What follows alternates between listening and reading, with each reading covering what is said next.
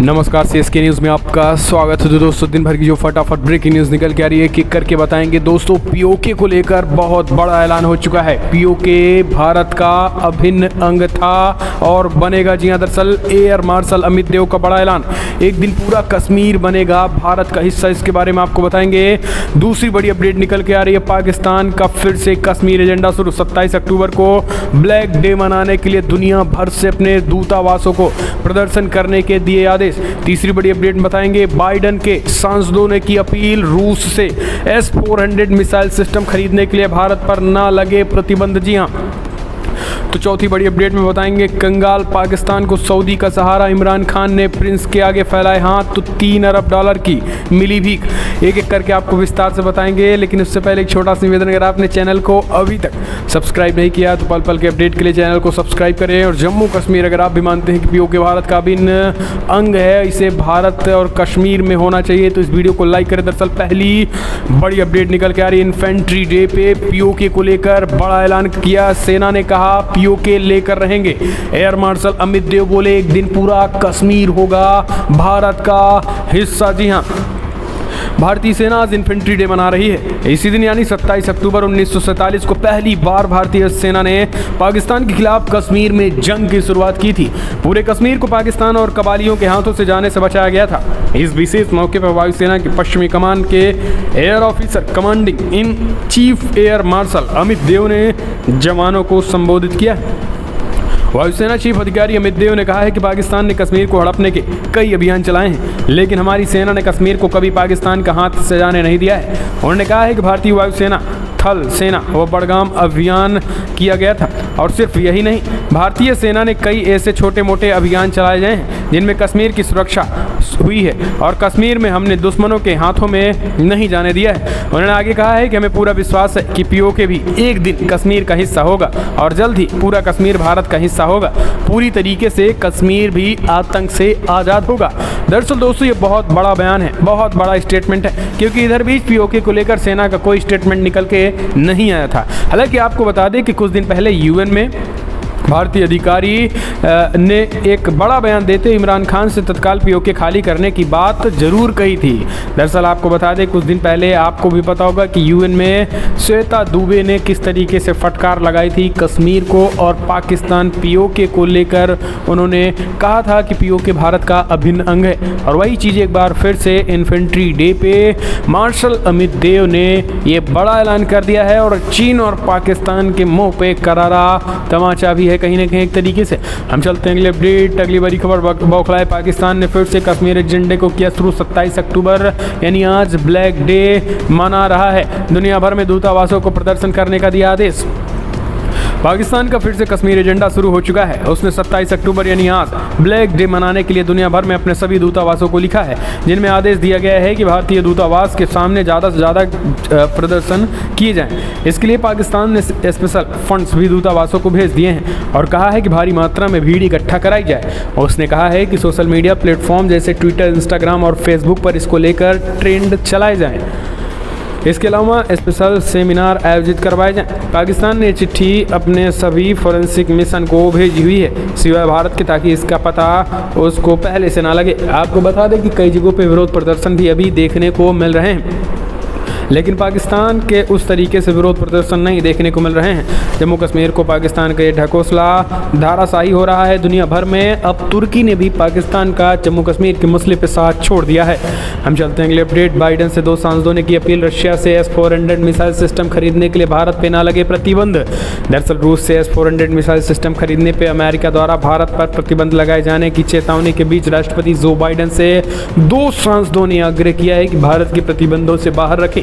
दोनों सांसदों ने चिट्ठी लिख के बाइडन से कहा है कि भारत के खिलाफ counting America's adversaries through sanction act के दंडात्मक प्रावधानों को लागू न किया जाए।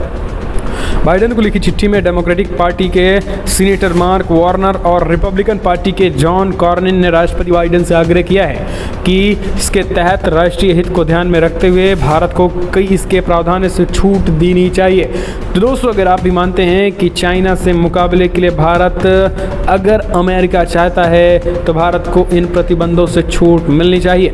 हम चलते हैं अगली अपडेट। बड़ी खबर निकल के आ रही है, कंगाल पाकिस्तान ने सऊदी अरब का सहारा, इमरान खान ने प्रिंस के आगे फैलाए हाथ, तो $3 अरब की मिली भीख। जी हाँ, पाकिस्तान इन दिनों बड़े आर्थिक संकट से जूझ रहा है। देश में महंगाई आसमान छू रही है, अर्थव्यवस्था बेपटरी हो गई है, विदेशी मुद्रा खाली हो गया है, पाकिस्तान की आवाम मौजूदा सरकार से त्रस्त हो चुकी है। ऐसे में पाकिस्तान के पीएम इमरान खान से सऊदी अरब के प्रिंस के सामने हाथ फैलाए हुए हैं। सऊदी अरब ने भी पाकिस्तान की डूबती अर्थव्यवस्था को पटरी पर लाने के लिए बड़ी मदद की घोषणा कर दिया है। मीडिया रिपोर्ट्स के मुताबिक सऊदी अरब के फंड फॉर डेवलपमेंट की ओर से घोषणा की गई है कि वो पाकिस्तान के केंद्रीय बैंक में $3 बिलियन अमेरिकी जमा कर रहा है, जिसमें पाकिस्तान की मदद की जा सके और विदेशी मुद्रा की कमी को पूरा किया जा सके। दरअसल रिपोर्ट में ये भी कहा गया है कि सऊदी अरब की ओर से पाकिस्तान को इस बार तेल उत्पादों के व्यापार के वित्त पोषण के लिए $1.5 अरब दिए जाएंगे। पाकिस्तान के सूचना मंत्री फवाद चौधरी व ऊर्जा मंत्री अहमद अजहर ने सऊदी अरब से मिली मदद की पुष्टि की है। हम चलते हैं अगली अपडेट। पाकिस्तान सेना के सामने नहीं चली पीएम इमरान खान के नदीम अंजुम बने ISI चीफ। जी हाँ, दरअसल पाकिस्तानी प्रधानमंत्री कार्यालय ने मंगलवार को लेफ्टिनेंट जनरल नदीम अंजुम को इंटर सर्विसेज इंटेलिजेंस यानी ISI के नया प्रमुख के रूप में नियुक्त करने की अधिसूचना जारी की है। दरअसल वो अगले महीने से मौजूदा लेफ्टिनेंट जनरल फैज़ हमीद की जगह लेंगे। नदीम अंजुम को लेकर chief of army staff Qamar Javed Bajwa का करीबी बताया जाता है, लेकिन वो इमरान खान की पसंद नहीं है। इमरान सरकार की ओर से जारी अधिसूचना में कहा गया है कि प्रधानमंत्री ने 20 नवंबर 2021 से लेफ्टिनेंट जनरल नदीम अहमद अंजुम की महानिदेशक इंटर सर्विसेज इंटेलिजेंस के तौर पर नियुक्ति को मंजूरी दे दी गई है। ISI प्रमुख की नियुक्ति को लेकर पाकिस्तान में सेना और सरकार के बीच 20 दिनों में रार ठना हुआ था और अंततः इस रार में सेना द्वारा चुने गए अधिकारी पर पीएम ऑफिस ने मुहर लगा दी गई है। हम चलते हैं अगली अपडेट। एक और बड़ी खबर निकल के आ रही है।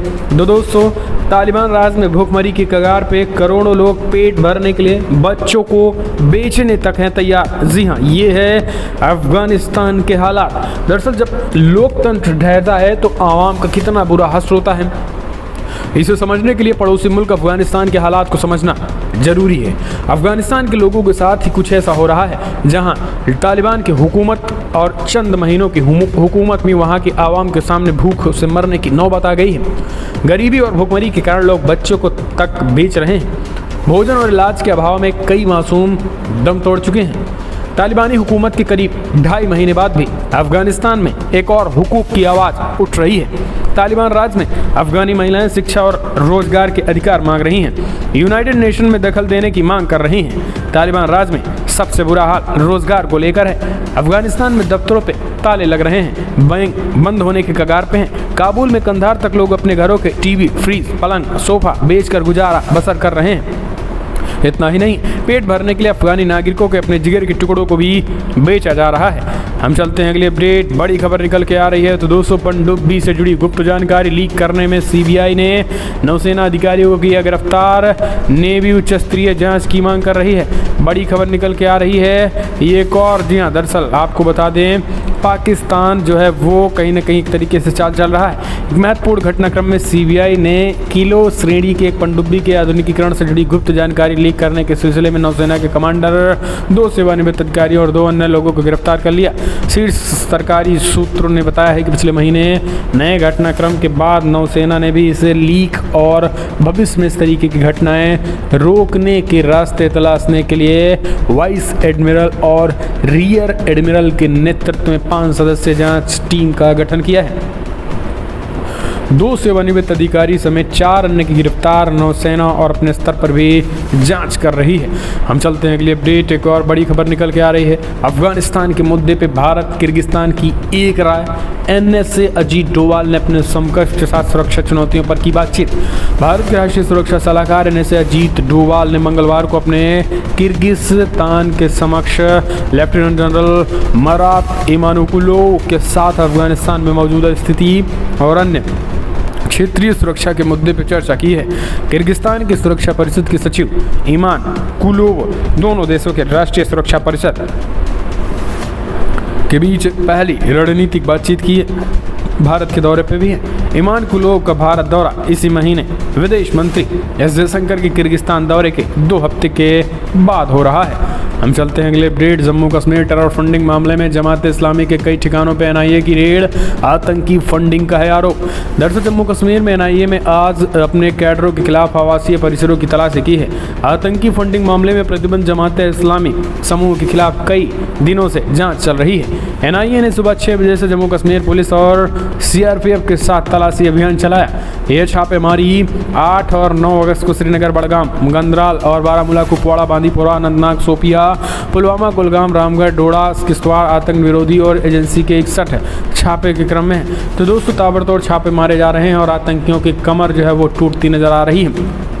हम चलते हैं अगले अपडेट। ब्रिटेन में कोरोना वायरस का कहर जारी, संक्रमण के 40,000 मामले हुए दर्ज। अब प्लान सी पे काम कर रही सरकार, दुनिया भर में कहर बरप रहा है। दरअसल ब्रिटेन में कोरोना वायरस का कहर फिर से जारी। यहाँ संक्रमण के 40,000 नए मामले सामने आए, जिससे देश की कुल मामलों की संख्या बढ़कर लगभग तेजी हो गई है। इस बात की जानकारी आधिकारिक आंकड़ों में मंगलवार को दी गई है। देश में कोविड-19 से जुड़ी 263 मौत भी दर्ज हो गई है। इसके बाद कुल मृतकों की संख्या अभी तेजी के साथ बढ़ रही है। हालांकि दोस्तों भारत में कोविड-19 के मामलों में बेहद कमी आई है और जिस तरीके से भारत में पीएम मोदी के नेतृत्व में वैक्सीनेशन हुआ, कोरोना के मामले खत्म हो रहे हैं। दोस्तों फिलहाल बड़ी खबरों